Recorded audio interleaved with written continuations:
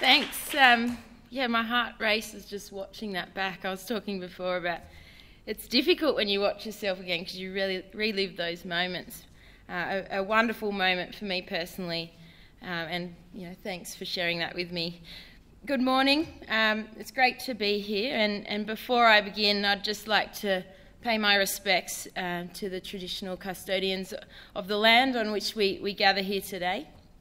I'm a cricketer, as you can see, amongst other things, and I'm absolutely thrilled to be here talking to a small audience.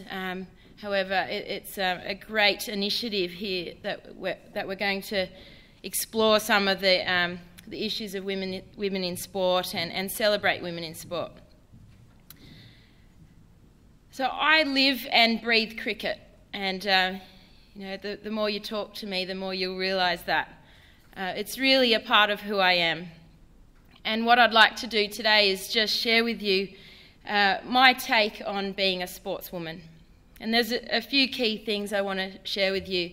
First of all, I'd like to talk about the awesome personal experiences I've had as a sportswoman. I'd then like to go on and explore some of the opportunities and the obstacles that sportswomen face and my experiences of those. And lastly, just talk a little about the perceptions of sportswomen and women's sport in general. So you saw some of my personal experience in the game. Look, I just absolutely love cricket, and I have since I started playing since I was 6 years old. I grew up playing against the boys like so many sportswomen do, and I was fortunate enough to have an identical twin sister who was doing the same. So I always had that constant support of someone attending these games with me. Being from the country, Kate and I grew up playing our junior cricket in some pretty tough conditions. 40-degree heat wasn't uncommon. Playing on the dust bowls of Griffith and Hay and Wagga, dodging the rabbit holes that you sometimes found, especially out at Hay, and skinning your knees and grazing your elbows on these really hard and barren cricket fields. I must say this really did sort of strengthen me physically, being able to cope with conditions like that, and as a cricketer, travelling to places like India, Sri Lanka, being able to cope with heat is important, being able to stand up for days on end. And also the mental toughness that you gain from sort of growing up playing against the boys and in conditions like that. I think that's really put me in a good place to be able to succeed in my sport. And I look back on that fondly, and I really do appreciate those opportunities. And I mean, I can't thank my parents enough for the kilometres they drove, and how lucky we had this big Land Cruiser that did the miles pretty well and carted the kids around. There wasn't public transport to be able to go and get yourself down to the cricket fields. So parents are key, and I know that's one of the topics of the forum. So in my 23 years on this journey, I've gone from the dust bowls of cricket, dust bowls of hay, these cricket fields you can't really imagine until you get there. I've gone from these grounds, and I've managed to go all the way to play on the carpets of Lords. And if you've ever been there, you'll know what I mean. It's like a checkered board, like a billiard table. It's so smooth. It's beautiful to dive on. You slide a long way when you hit the ground because it's so smooth. And this is really the home of cricket. So I've come a long way in 23 years. Now, speaking of Lords, the home of cricket, this is I have quite a strong memory of playing there, and a very sort of fond memory of a personal achievement there. Cricket's not all about personal achievement. You saw a wonderful team achievement earlier, but personally, one of my fondest memories was walking out on Lords, defending, we were trying to defend a trophy. We were chasing a set total. I can't remember how many it was, but it was a significant total. I was going out to bat and to try and chase these runs down, and it was a good day for me. It's not always a good day as a batter. You can get ducks and you can equally go on and score hundreds, but this was a good day for me. I got 50 not out. I hit plenty of boundaries. It was a pretty exciting innings, and I was able to hit the winning runs, walk off that field as player of the match, and to do that at Lords was very special. But the key thing about that experience was walking off and walking through the members' stand at Lords, filled with these old gentlemen, maybe a couple of women scattered in there, with their ties, with their red and yellow ties, their suit jackets, their hats, and to walk through that members' stand and to have these old guys stand and applaud in unison, to sort of reflect that they'd enjoyed my innings and that they thought it worthy of a standing ovation. I just, I look back on that and think, wow, I really have made it as a cricketer, being able to entertain guys like that. Lords is a place that only opened its doors to women to the members' stand back in 1999. So I was walking through this stand and the old guys were standing and applauding. So that was a key moment for me personally. Look, I found a game that I love, and I continue to love that game, and I'm privileged to be able to have represented my country in that game, and to have done that for more than 10 years is, I sort of can't believe it really, but I absolutely love it, and I feel very privileged. You saw me up there lifting a World Cup trophy as an Australian captain, and really it doesn't get much better than that. So, I was pleased to be able to share that with you guys today. Just moving on now, talking a bit about the opportunities and the obstacles that sportswomen face, and my personal reflection on that. I think it's a constant negotiation between the two. There are more opportunities, I feel, than there are obstacles.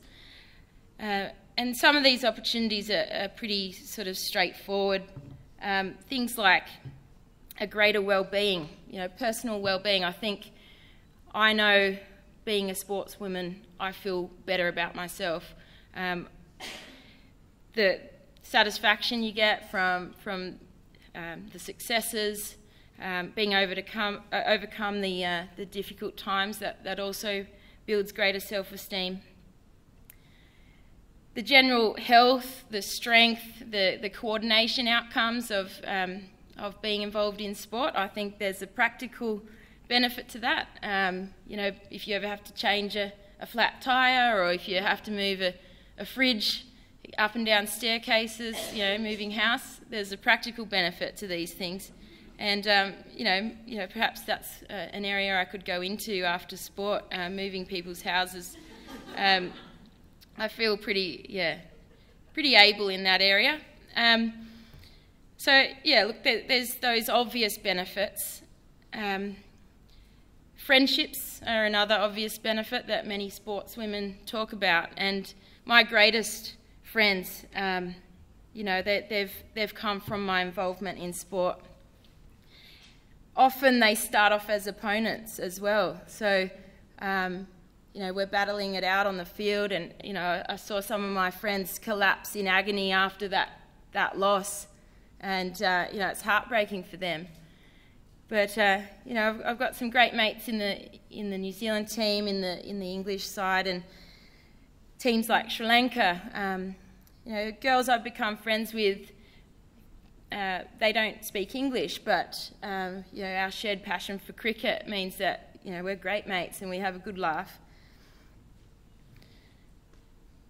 I think being a part of a team sport's fantastic. That's something that I've gravitated towards, and being able to share those incredible highs with your mates is is brilliant, and you know that's sort of a really big part of why I play sport, and also to share the debilitating lows. You know, it's something that it comes hand in hand with the success. You do experience the downtimes as well. So I find over the years, and it does sometimes take years, where you're able to then look back on those lows and actually have a good laugh with your mates. So I feel one of the greatest opportunities as a sportswoman is really the places I've been and the people that I've met. Places I never thought I never dreamt of going to. The West Indies, being in Barbados and playing a World Cup final, and then being able to spend a couple of days at the Hilton, enjoying a few cocktails by the pool and things like that after a victory. So Barbados was amazing. India, I've been there multiple times, and each time you just feel like you arrive and India hits you in the face, and you never get used to it. There's so many different cultural aspects that are so different to Australia, and being able to experience these different cultures is quite, you know, a privilege, I feel. Sri Lanka, South Africa, obviously England, New Zealand, you know, it's great being able to travel. And I've met incredible athletes, not just from my sport, but other sports as well. And I feel this is, you know, something I'll look back on very fondly. In particular, there was one moment where I was standing up alongside Lane Beachley on a stage, and I was doing a question and answer with Lane Beachley, a 7-time world champion, and being asked similar questions, her and I, and answering them and sort of bouncing off each other there, and that was a really great experience for me. And to have Dawn Fraser as part of the audience on that day, you know, I really do have to sort of remind myself, wow, this, you know, I'm doing something quite special here, and it's something to be really proud of. The places sport's taken me, I didn't think it would take me to dining with royals and meeting Charles and Camilla on their visit to Sydney. Being a part of a royal dinner is pretty interesting, and I was a little bit nervous, as you can imagine, and look, I found that was a great experience. The toughest bit was knowing how to consume the entree, because it was a pumpkin soup served in an espresso cup, and I wasn't sure, do you pick up the cup or do you use the teaspoon? So I waited for Camilla to take the lead on that. She picked up the cup with the, you know, a pincer grip. So that's the way it's done. So yeah, great opportunities as a sports person. It's unpredictable where it might take you. Now, along with opportunities, there's obviously been obstacles along the way, and as alluded to earlier, that balance, striking a balance between all of your responsibilities as a person and as an athlete, and getting that balance right, it is a constant battle. And I think the key to success in your sport, and also the key to a willingness to continue in your sporting endeavours. So, you know, that's been challenging. All of my responsibilities, you know, listing them, you know, I'm an international cricketer, I'm a state cricketer, I'm a club cricketer, I'm a coach, I'm a genetic counsellor by profession, I'm an ambassador for multiple organisations, including Cricket Australia, in a paid role, which is fantastic. I'm a sister, a friend, a partner, a daughter, an aunt. I love being an aunt. But look, these many and varied roles and responsibilities, it's pretty tough to balance them all. Career outside of sport is, I think, a really big obstacle sometimes for women in sport, because obviously we're usually amateurs in what we do. There's those financial pressures that are very real, and I get the question all the time, don't you wish you were paid like the blokes? Yes, of course, yeah, that would be fantastic. I'd love to be paid like my equivalent, Shane Watson. I think he's on, I don't know, 6, 7, I don't know how many million, which would be great. But I don't really have time to dwell on that, and it's not my reality. And there's so many fantastic things about being involved in sport as a female, and sometimes that's not one of them, being paid for what you do. But for me, it's always been a game, and I love the game, and I try and play well and try and provide opportunities for myself to play more cricket. I think after school there's this shift in priorities for girls, and I think this is a bit of a threat to involvement in sport. People or young girls can see that there's a need to go out and get a career and work hard outside of their sport, and perhaps they drop off with their ambition to sort of pursue sport at an elite level. So I think it's very good for girls to hear stories about how both your academic and your sporting life, you can balance them, and that actually one will complement the other, I believe anyway. So my journey through that time, I worked very hard at school. I enjoyed the academic side of things, and my thought is that girls should try and play as much sport as they can while they're at school. Now, I don't feel that it's detrimental to your schoolwork. I actually feel that it actually works very well. So I tried to play as many sports as I could at school. Hockey, basketball, badminton, cross-country, swimming, cricket, soccer, AFL. I didn't play rugby. I was a little bit fearful of getting injured because of my other sports, but I would have liked to give that a go. So just giving lots of sports a go while you're at school. You've got plenty of time to get involved. I narrowed down my sports once I finished school, and I went to uni. I went straight to UNSW to commence a medical degree straight after school. And so it was quite obvious to me that I needed to trim down some of my sports so that I could,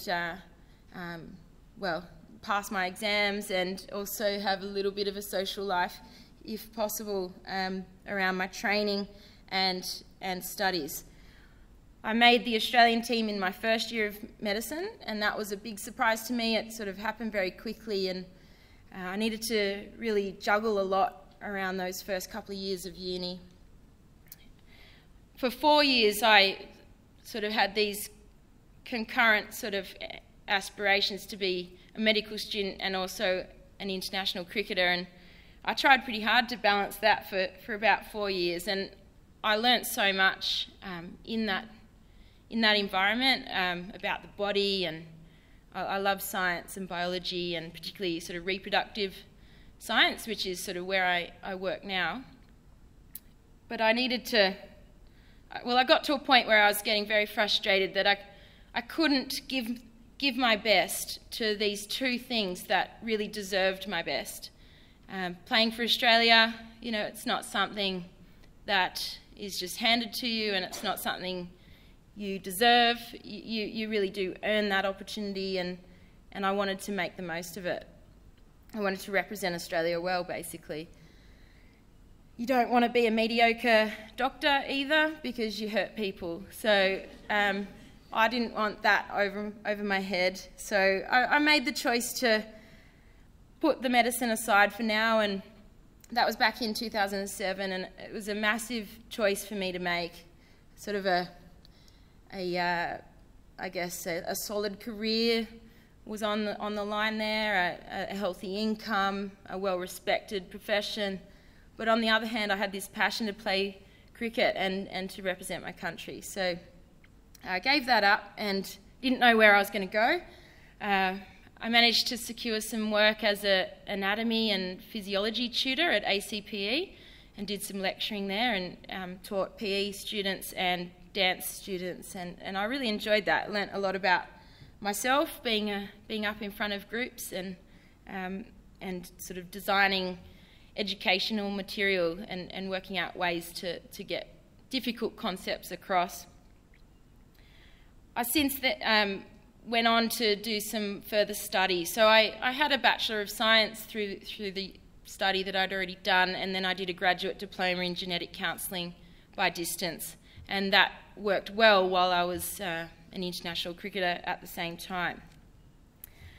So I work as a genetic counsellor, and perhaps you have some questions about what that actually is, or you've never heard of it before, and I'd be happy to answer your questions at the end. So overall, I've balanced a lot of really great opportunities with a few obstacles. Just wanted to move now on to just talking a little bit about perception of sportswomen and women's sport in general. I think I get this sort of common sort of belief from the general public that women's sport's not often worth watching, and I find that quite disrespectful and quite upsetting, really. I often hear people say, "Oh, gosh, I didn't know you girls could play. I didn't know you could hit the ball so well," or "Wow, you can throw it all the way from the boundary over the stumps. Didn't know that was possible for a girl. Throw like a girl." We've heard that expression many times. So I think it reflects a fair level of ignorance about women in sport and the abilities of sportswomen. It's frustrating to see the qualities in sportswomen that are celebrated and those that are not celebrated so much. And it seems to me that being beautiful as a sportswoman is of great benefit, and things like being powerful, muscular, very competitive, sometimes aggressive, are not so celebrated qualities. I sort of look back on some of the moments where I've been asked to do a photo shoot and asked to get dressed into this beautiful dress, and a great dress. I'd love to take that dress home and be able to wear it in different sort of settings, and then asked to get into these platform heels, and then asked to swing a cricket bat around and play a cut shot or a pull shot. And it's pretty dangerous, I think, to start with. And it just doesn't feel that the focus is right in that setting. And I get that glamour shots are great for trying to promote sportswomen in sort of traditionally non-sporty media, and I see the benefit of that, and I think it has its place. But I think we can get more creative with the way that we represent our sportswomen. And the onside exhibition is a wonderful example of that, and I'm really pleased to be a part of, in a small way, being a part of that. I think there's some great examples of being more creative in how we represent sportswomen. On the Cricket Australia website, you'll see some profile pieces that Melinda Farrell, a freelance journo, has put together, and it's really telling the story behind the cricketer, and I think it's much more interesting than seeing me in platforms swinging a cricket bat and trying not to get injured. There are a few key areas for change, I feel, and the number one thing is greater positive exposure of our sportswomen, and as I said, the onside exhibition, I think, helps to achieve some of that. And the ultimate really is greater TV coverage and having our sport on free-to-air TV. Cricket Australia, ABC, Channel 9, Fox Sports, they've actually done a very good job at getting our sport on TV, and in the 10 years I've been involved, that's been one massive change. But there are many other creative ways to get the profile up and get the word out about women's sport. Blogs, social media. There are many people working in this area. I know Danielle Welby's here in the room, and she does fantastic work in that online content and showing sporting organisations how it can be done and at low cost. So I think sort of work like that Danielle does, it should be supported.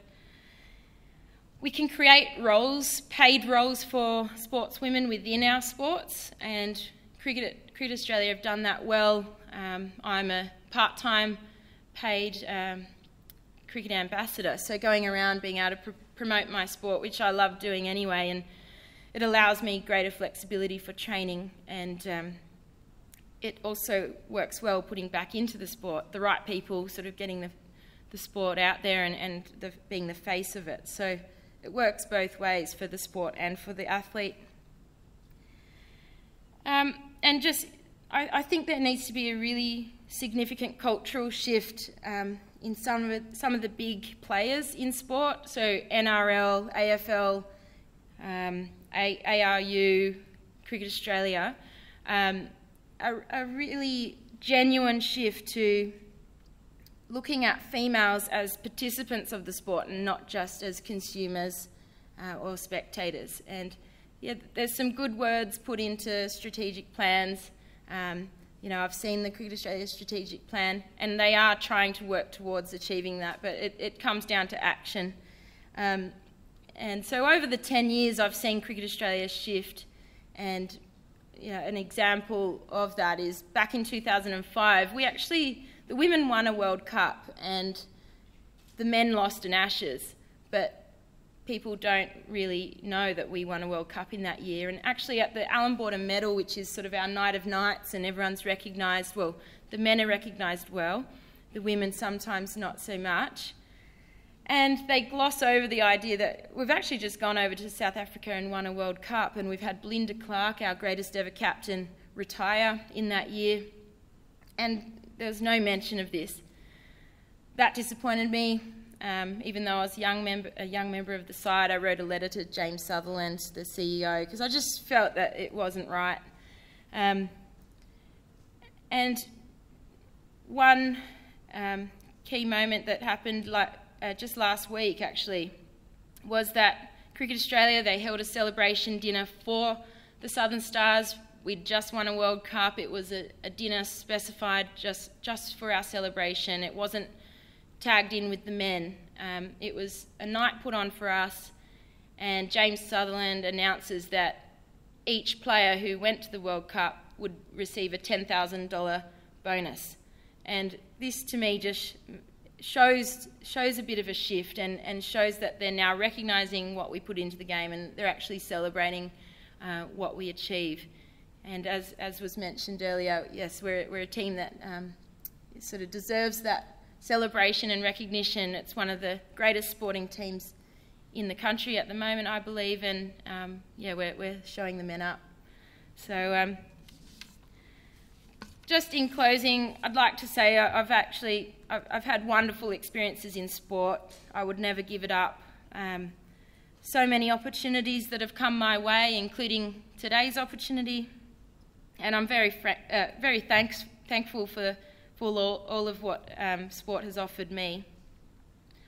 Yes, I've negotiated many obstacles, like most athletes along the way, and I think of it like a bit of an obstacle course. Like I look back on it and it's a bit like those wipeout courses where there's the big red balls that you've got to jump over, and there's things trying to knock you out of this course.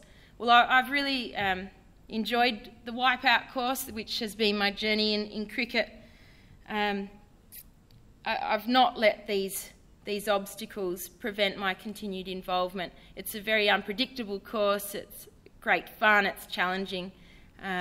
But I think at the end of the day, there's so many great benefits from being involved in sport that, you know, the gains, it's just really not worth giving it up. So I'd like to really try and promote that message that young girls, you know, keeping up with your sport is really something you can achieve at whatever level.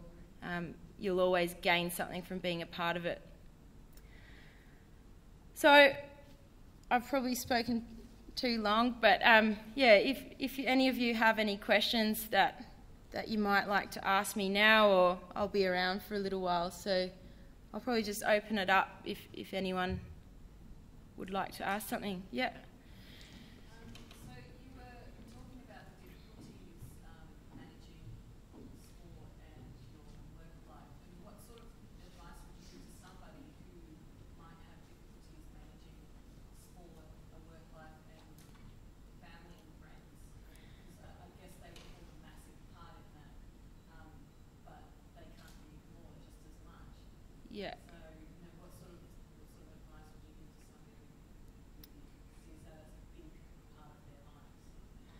Yeah, well, it's difficult when you have high expectations in both areas, and I had very high expectations trying to pursue, a career in medicine. So you've got to just stop, take some time to really weigh up, like, how is this all going to work for me, and really weigh up what's most important at different times. And I actually had to really have a think about some different options where I could fulfil some of the the reasons why I was in medicine. There's some great, just the science behind it and the dealing with people and stuff like that, but you can achieve that in different roles. So yeah, just sometimes you're going to have to make tough choices that you didn't anticipate you'd have to make. And you do have to be selfish sometimes, which I think is really hard, and saying no to things, which I find difficult. But yeah.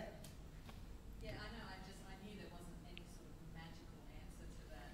Yeah. I was just sort of thinking, for me personally, having a family would be a massive thing for me. It would be one of the things that would stop me from actually doing something. Yeah. I guess that's probably because of my upbringing, and I'm still trying to get the whole being selfish thing. So I just thought, when you said that, I was like, Yeah. we're all a bit Yeah, and I think just being involved in sport at whatever level, whether you're helping your children access sport or being a volunteer in their sport, there's lots of benefits with that. But I still feel that at whatever age you are, there's opportunity to actually participate in various social sports or competitive sports. Yeah.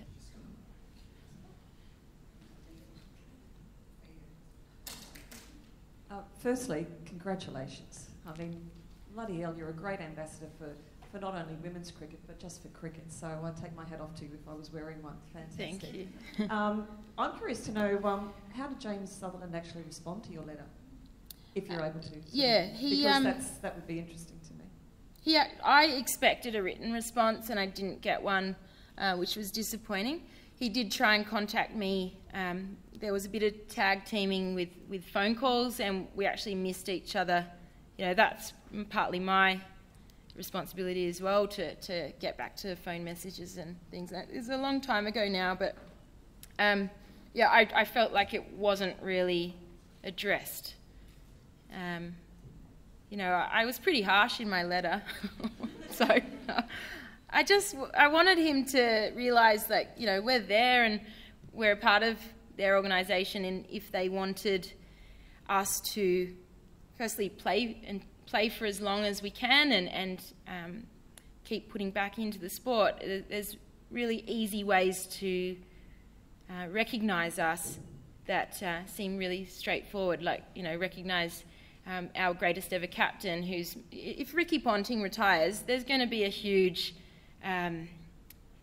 big highlights and get his family on the stage and all that. But Belinda didn't get anything, and I just thought that was terrible. So he knew about it, and things have changed. I don't know if it was the letter or whatever, but... And just sort of before I hand over to the next person, if Alex Blackwell was the CEO of Cricket Australia today instead of James Sutherland, is there, the top 3 things that you would implement? And I'm just talking across cricket now generally, because you've obviously experienced it at the highest level, so yeah. I value what you got to say just as much as what a Michael Clark or someone would have to say. Yeah. I'd make sure that there's always a female and a male cricketer side by side in media. I think that's an easy fix, and I'd continue our double head matches, which have been really successful. So at the back end of our match, we've had up to 30,000 people watching our game because they've rolled in early to watch the men's game that follows on. So that's been really successful. Women in leadership positions is a key one, and there's been a bit of a shake-up with the Cricket Australia board. I think in recent times it seems to be some younger members on the board, and we also have a female member on that board. So that's very important. I think just having a female presence in the room, but someone who contributes, in their specialised area as well. Yes, I'd like to say congratulations also. What's interesting for me is the role of mentors in your whole career, and at different stages, whether it is at school and then moving after school and so on. Yeah, meeting role models is so important for young female athletes, and as a country kid as well, there's been a couple of key moments, and one was a school holiday camp. Kate and I were driven there, obviously, by Mum and Dad, and dropped off during the holidays, and we played cricket for a week and had lots of fun. But I think we were 12 or 13. Belinda Clark, the current captain, or the captain at that time, she was there as a specialist coach, and she identified a bit of talent in Kate and I, spent some time with us. I don't really remember the conversations that we had or anything like that, but just that moment where I understood that there is an Australian women's cricket team. I had never thought of it before then, and lucky enough to sort of end up playing alongside Belinda a few years after that. So that was really important. Female coaches along the way have been really important to me. They've been in the game themselves and sort of know the challenges that we face. And I think female coaches who also can embrace how the sport changes as well. So there can be women who sort of feel like, oh, we did it tough, so yeah, what are you complaining about, sort of thing, and not really appreciating how the game has changed and the expectations on us have changed over time. We're playing a lot more cricket, many more days off work. So yeah, women who I think can embrace how the game's changing. Thank you.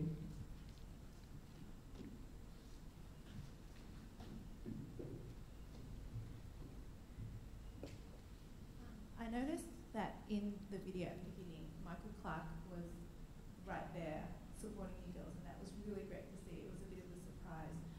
So how has the male cricket team supported you both in media and just personally as well, supported your team?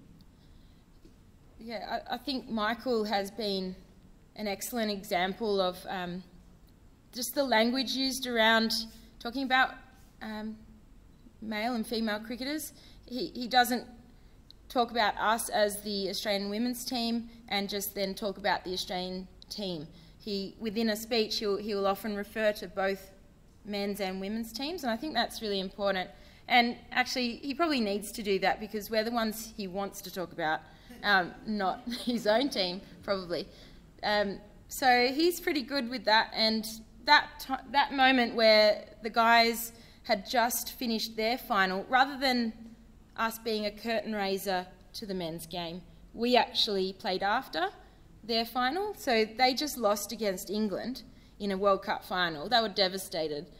But then to come out of the change rooms, enjoy a couple of beers, they're probably hiding them from the cameras a bit, and to sit out there and genuinely enjoy the match. They weren't putting on those sorts of expressions and how they felt about the game. They wanted Australia to win, and they were right behind us. So that was a fantastic moment for cricket to see the men supporting us like they did. We had a really good response after that.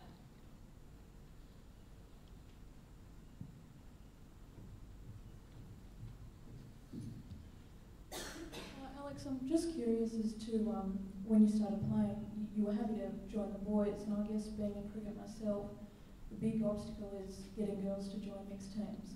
So I guess, my question is, with all the obstacles you did face and the difficult fields and things, what made you want to play with the boys?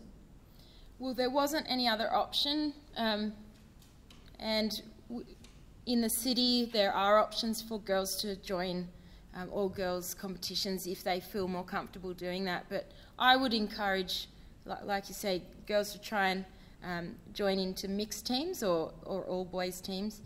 I think girls can play against the boys up till, well, I did until I was sort of 16, 17, and maybe ways to improve it is to have a female coach of that team, or to have one of the mothers being a manager of the team, and that sort of thing, to just try and keep things in check. You know, young boys are probably going to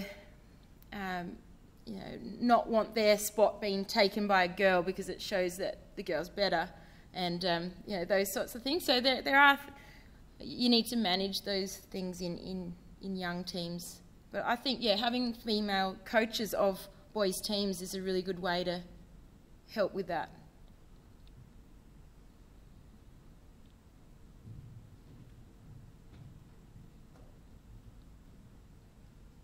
Alex, congratulations on your career, it's fantastic. I think you've been very generous and patient in describing the obstacles that you've faced.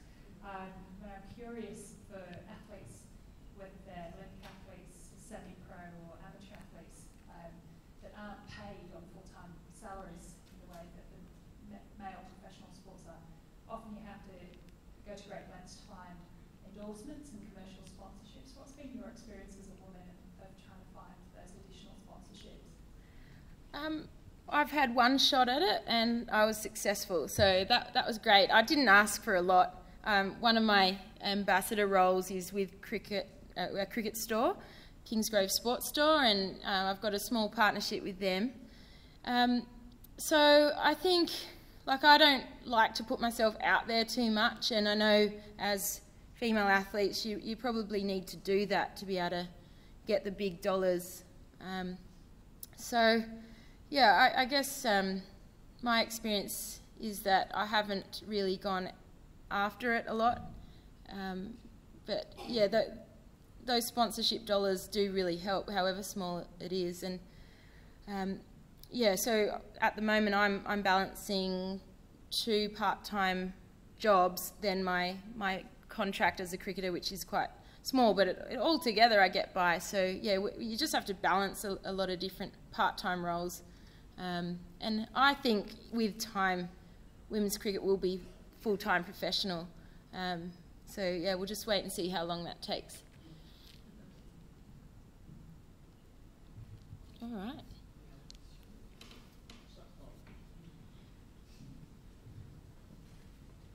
Sorry, with that goal you just said about getting up to full-time professional, has Cricket Australia got strategic plans in place to get there, or to create the equality that's needed, or even what is equality? Is it equal pay or equal fame or equal numbers at the junior level? I don't think it's spelt out that the women, getting them as full-time athletes is a part of Cricket Australia's strategic plan. We actually have ACA, the Australian Cricketers Association, who are our representative body, and they certainly have that goal, and so it's sort of the fight between CA and ACA as to how it all works out. Part of the strategic plan is to have Australian cricket teams as number 1 in the world, and we're achieving that, and we're very proud of that. And actually we're achieving it without being full-time athletes, which maybe we need to not perform so well so that we get more, but so it's part of their plan. And if we want to keep competing against the likes of England, who they're full-time professional athletes, and also even teams like Sri Lanka are full-time athletes. They've got their group together, they train day in, day out, they go away, they play a lot of tours. So there's things that need to change here so that we can compete with that long term, I think. I think we're just hanging on at the moment, and we're competing very well. And we're supported better than other teams like New Zealand. But to keep achieving number 1 status, we're going to have to keep looking at ways to support the girls better.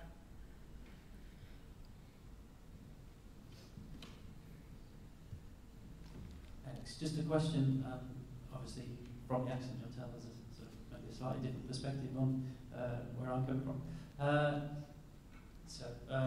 Sarah Taylor from the England team, there's a lot of talk with her playing for Sussex, men's second team. I assume from what you've said that your views on that are positive.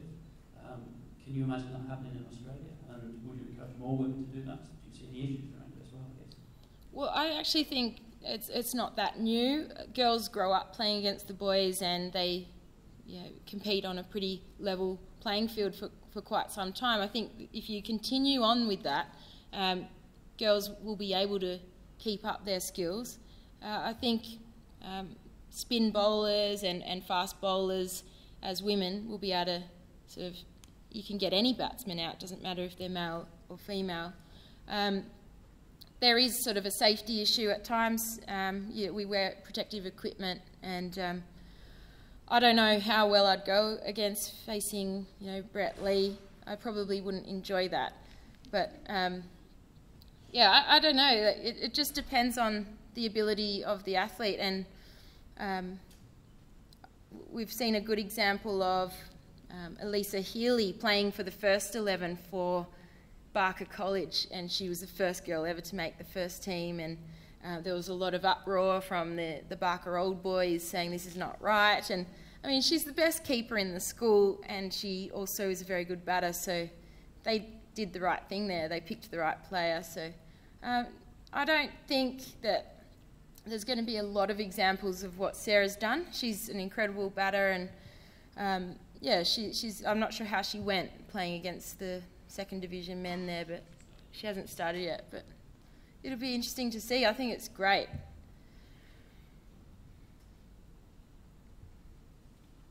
All right. Thanks very much.